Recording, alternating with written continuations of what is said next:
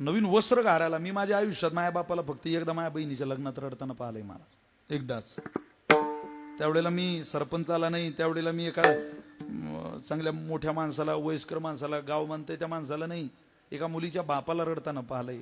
जो माझा बाप आहे, मी पाहिलंय त्या माणसाला रडताना पहिल्यांदा. विशाल महाराज, खोलीची प्रार्थना आहे तुमच्या चरणावर. हा जीवनातला हेकेखोरपणा सोडून द्या. अर्धा तास दररोज मोबाईल स्विच ऑफ करून आपल्या अशिक्षित मायबापांशी बोला. अशिक्षित फिरू द्या हो.